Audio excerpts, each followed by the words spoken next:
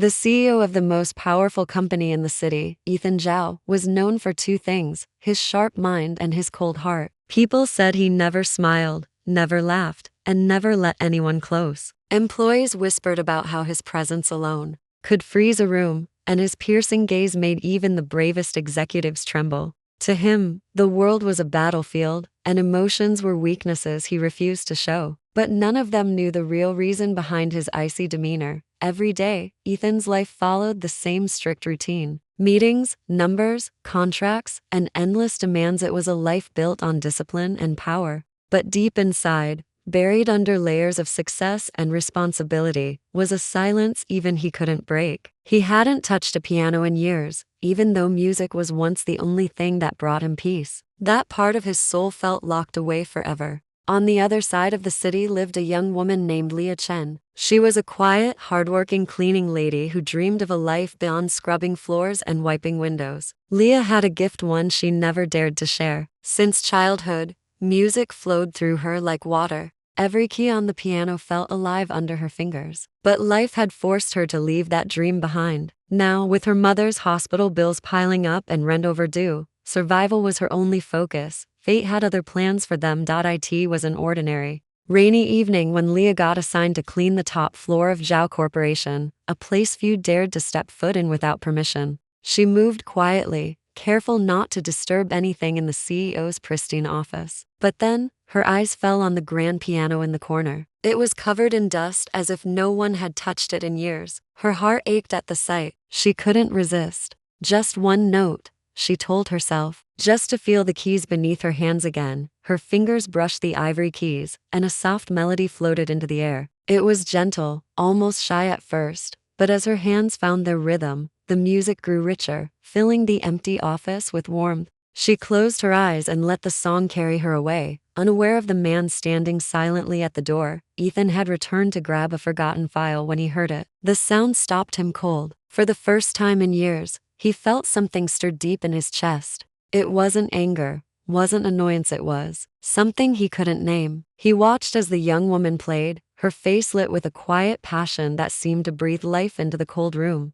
Who allowed you to touch that? His voice cut through the air like a blade. Leah froze, her hands snapping back from the piano. Her heart raced as she turned to see the CEO himself standing there, his dark eyes fixed on her. Panic surged through her. She had crossed a line she never should have. I'm sorry, sir. I didn't mean to leave. His tone was sharp, but something in his expression wasn't as harsh as his words. She bowed her head and hurried out, but not before he noticed the faint tremble in her hands and the tear slipping down her cheek. That night, Ethan couldn't sleep. The melody echoed in his mind, haunting him in a way he didn't understand. For years, he had kept everyone at arm's length, building walls no one dared to climb. So why did this cleaning lady's music crack through his defenses? And why, for the first time in a decade, did he feel the corners of his mouth twitch as if a smile was trying to escape? The next day, he summoned her to his office. Leah came, her head bowed, expecting to be fired. But instead of anger, she was met with an unexpected question. Where did you learn to play like that? She hesitated. I taught myself when I was younger, but it's been a long time. Play again, he said simply. Leah's eyes widened. Sir? Play, he repeated, his voice firm but not unkind. Her hands shook as she sat at the piano. She didn't know why he was asking her this, or what would happen next, but something in his gaze told her to trust him. As her fingers touched the keys once more, she felt the music rise inside her, filling the room again, and this time, Ethan didn't just listen. He sat down beside her, but just as their hands brushed against the same keys, the office door slammed open. Sir, the board members are demanding answers about the merger. The assistant froze mid-sentence, staring at the strange sight of the cold CEO sitting at the piano with a cleaning lady. Ethan's face darkened, and Leah quickly stood, flustered. She stepped back, ready to apologize, but he raised a hand. Clear my schedule for the next hour, he ordered. The assistant hesitated but nodded, leaving them alone again. Leah's heart pounded. What was happening? Why would the CEO, this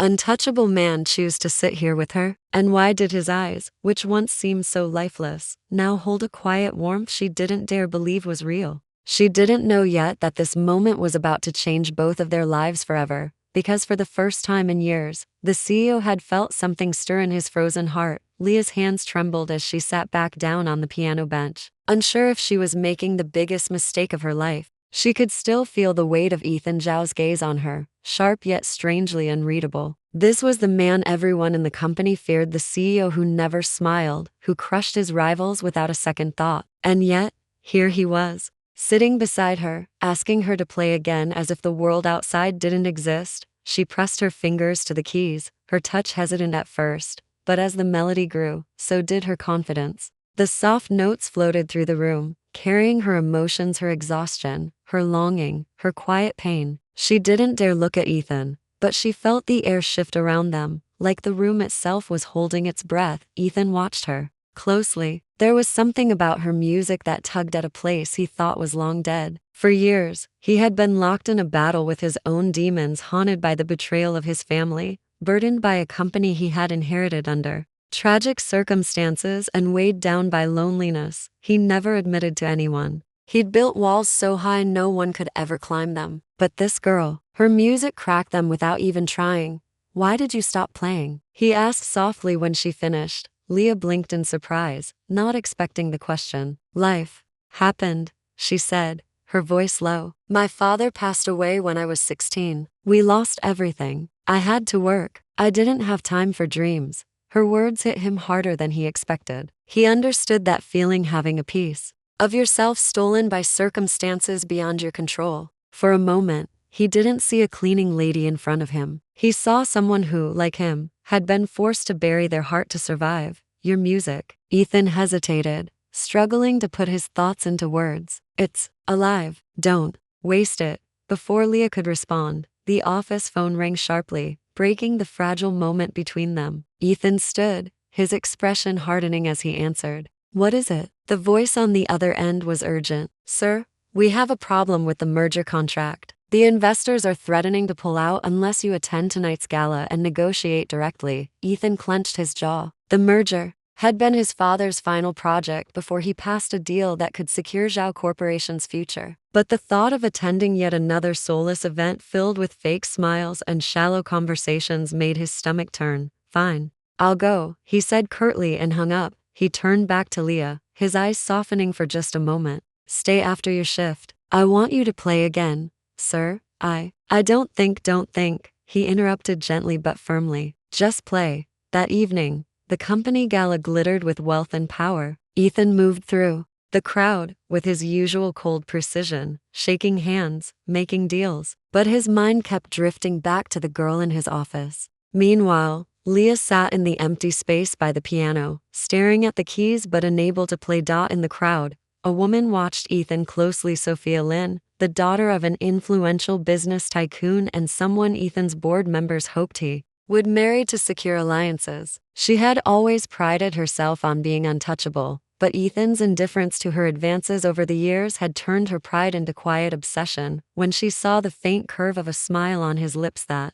night, something no one had ever seen, Sophia's chest tightened with jealousy. Who could make him smile like that? Later, when Ethan returned to the office, he found Leah still there, her eyes heavy with sleep but her fingers gently brushing the piano keys. "You stayed," he said softly, surprising himself at how relieved he felt. "You asked me to," she murmured. "And I couldn't bring myself to leave." As she began to play, Ethan closed his eyes, letting the music wash over him. For the first time in years, the weight on his chest felt lighter. But deep down, he knew it wouldn't last, because, in his world, nothing beautiful ever did. What he didn't know was that Sophia had already started digging into Leah's life. And soon, secrets from the past would rise, secrets that could destroy everything. Ethan didn't know it yet, but the quiet love blooming in his heart was about to be tested in ways neither of them could imagine. The next few weeks passed in a way neither Ethan nor Leah could have predicted. Each evening after her shift, she would sit at the grand piano in his office, filling the cold space with warm, soulful melodies. Ethan would listen silently, his rigid posture softening a little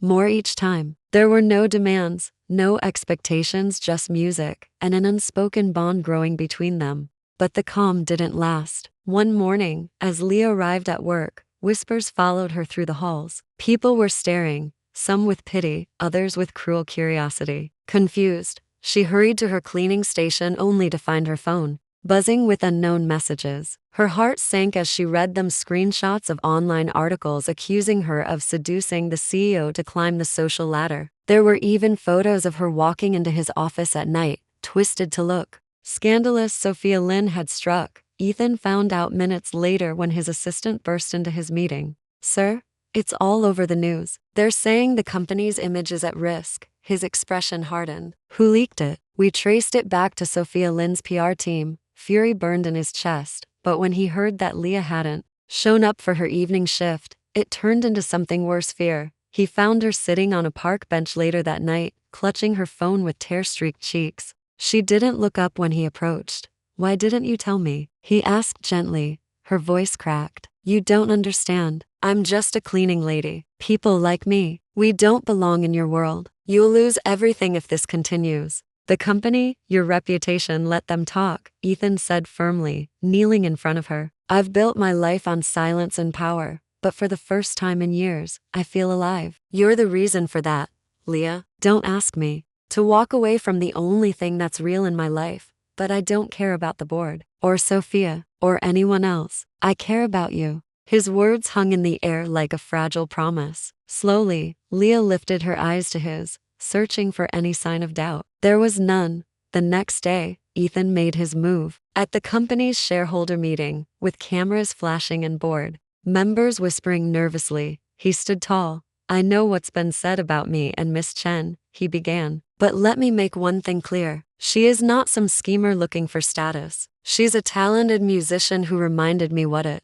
means to feel. And if any of you have a problem with that, you're free to leave Zhao Corporation." The room fell silent. No one dared challenge him. Sophia, watching from the back, stormed out with her father's advisors trailing after her. Her plan to ruin Leah had failed. That night, back in his office, Ethan found Leah waiting for him at the piano. Her hands were poised above the keys, but she hesitated.